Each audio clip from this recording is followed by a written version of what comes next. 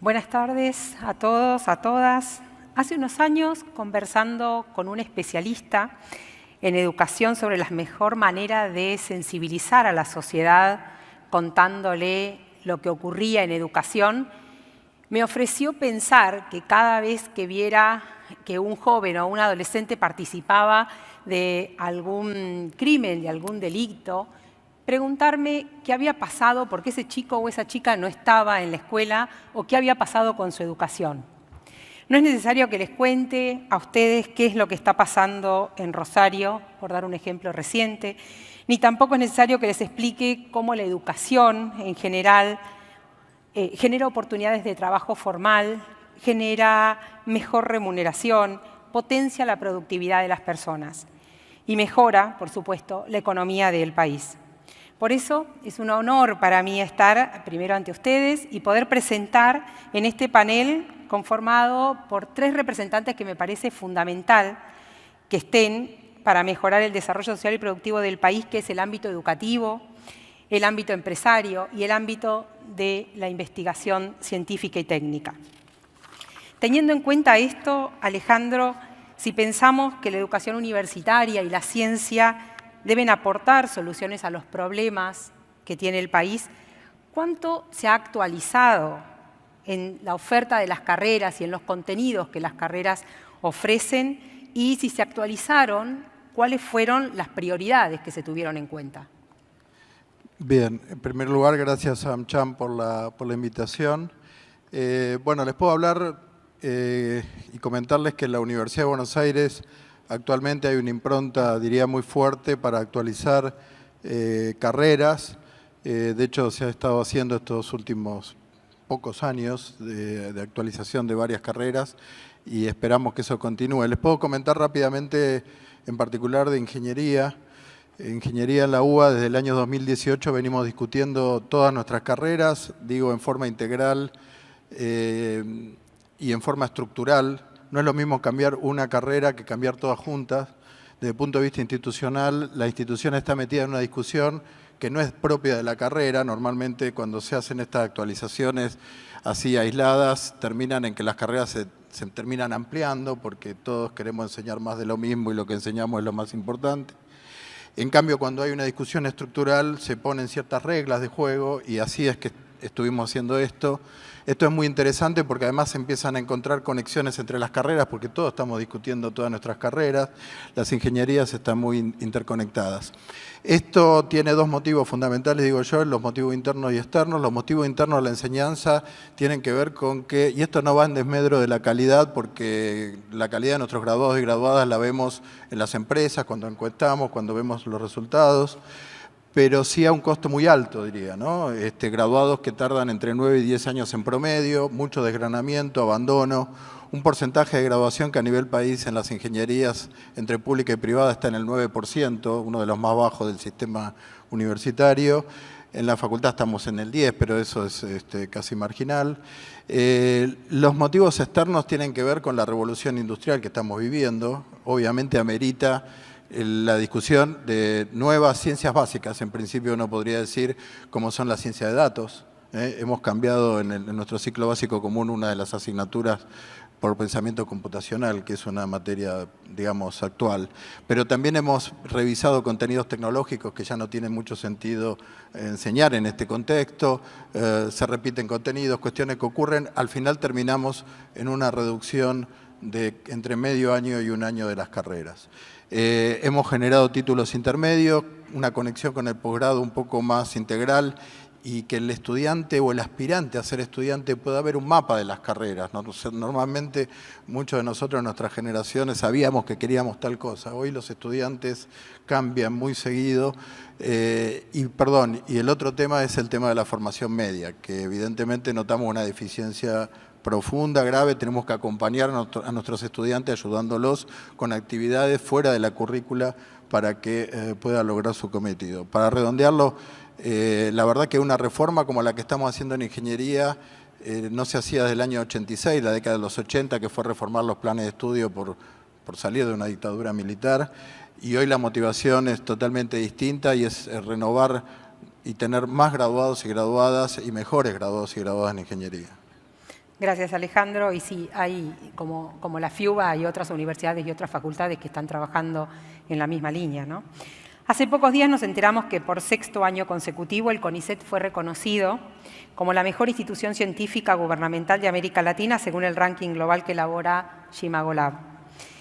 Ahora, ¿qué políticas se requieren, Daniel, para que los investigadores puedan trabajar en más desarrollos que mejoren la productividad y la competitividad en el país? Bueno, primero es fundamental que es importante haber logrado ese hecho de estar en el ranking. Hay otros rankings que siempre son muy interesantes, como el ranking global de innovación, y eso, digamos, se alcanza, bueno, no necesariamente tan solo por la cuestión académica, que yo creo que es de excelencia. CONICET tiene un sistema de evaluación de excelencia, tiene profesionales formados y con un escalafón que son de excelencias. Pero además de eso, bueno, se necesita un contexto de país y un contexto de apertura a la interacción con la actividad privada que se ha mantenido durante un gran número de años, pero tal vez debemos intensificarla, de alguna manera favoreciendo la interacción y el acercamiento de las empresas, y eso, bueno, se logra con una fuerte política de vinculación tecnológica. Por supuesto que para hacer buena vinculación tecnológica se necesita buena ciencia básica. Si uno se vuelca globalmente a la vinculación tecnológica, en muy corto plazo, digamos, uno se queda sin el combustible para ser absolutamente innovador. Eso lo tiene la ciencia básica CONICET. Tal vez, digamos, tengamos que hacer un esfuerzo mayor para integrarlo, pero ya es política de Estado desde hace muchos años, donde hay un gran número de empresas, muchas de ellas que se han originado con nuestros científicos. Gracias, Daniel. Techin es una empresa comprometida con la educación y sobre todo con la educación técnica en los lugares donde tiene sus plantas de producción. Según el último dato que tengo de escuelas secundarias técnicas en todo el territorio, hay unos 1.700 escuelas secundarias técnicas en Argentina. A partir de la experiencia que tienen, Erika, en Techin y con las escuelas que han desarrollado en la región y cómo esos estudiantes impactan luego en la empresa, ¿cuál es la importancia, crees, de ampliar y mejorar la oferta de escuelas técnicas en la Argentina? Bueno, primero un segundo de contexto antes, que nuestro país, para que todos recordemos las evaluaciones PISA, nosotros estamos 5 años en un rezago educativo respecto de los países de la OECD. Entonces ese es un dato que tenemos que tener presente, considerando que solamente el 18% de los chicos que terminan la secundaria tienen nivel en matemática suficiente, que es clave para que estos chicos puedan seguir estudiando en la universidad o accediendo a cualquier empleo formal. Eso, por un lado, lo tenemos como de contexto en nuestro país. Por otro lado, tenemos que reconocer que hay sectores muy positivos de generación de empleabilidad, donde vemos, por ejemplo, el sector del agro, el sector de la economía de conocimiento, la minería y especialmente el sector energético, que va a crear entre 17.000 y 20.000 puestos nuevos de trabajo. Esto lo vemos como una oportunidad y tenemos que apoyar a los chicos que están en secundarias, especialmente en secundarias técnicas, que puedan acceder a todos estos perfiles y puestos de trabajo especializados. Dentro de lo que es Latinoamérica, alrededor del 40% de las industrias les cuesta conseguir perfiles para poder contratar en las vacantes que tienen. Entonces esto, si uno ata la posibilidad de nuestro país junto con las oportunidades para los jóvenes, nos llama una responsabilidad.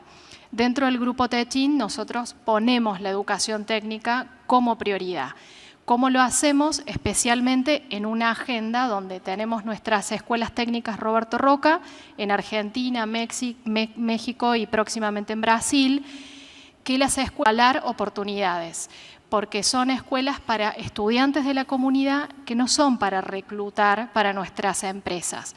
En este punto es una enorme satisfacción cuando uno ve que estudiantes de contextos vulnerables que presentan una brecha educativa cuando ingresan en la escuela, a lo largo de terminar su escolaridad, igualan o superan chicos de contextos mucho más favorecidos. Entonces, realmente ese es un gran signo de que una Argentina es posible. Y las escuelas técnicas Roberto Roca, por un lado, bueno, fueron premiadas dentro del top 10 de las escuelas innovadoras del mundo, principalmente porque enseñamos conectando a los chicos con proyectos y vinculándolos con su realidad. La Escuela Técnica Roberto Roca no solamente tiene esta responsabilidad y obligación de tener a sus estudiantes, pero ser centros de capacitación para la comunidad.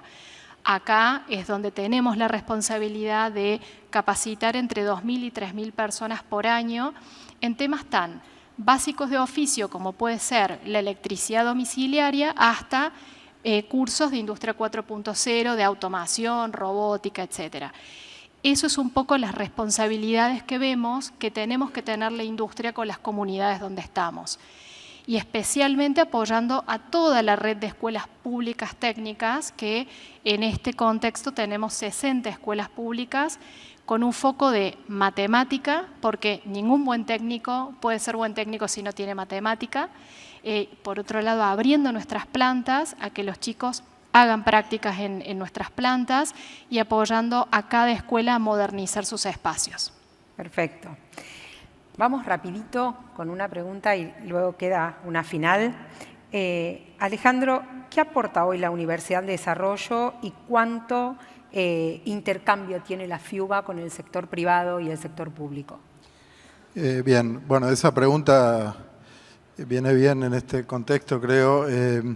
Cuando lo público está en discusión, históricamente la universidad obviamente se dedica a la formación de profesionales, a la educación superior, pero nuestra universidad ha sido excelente haciendo investigación, haciendo desarrollo tecnológico, transfiriéndolo al medio, haciendo extensión, funciones que la universidad ya sabemos que tiene y que las ha mantenido durante todo este tiempo.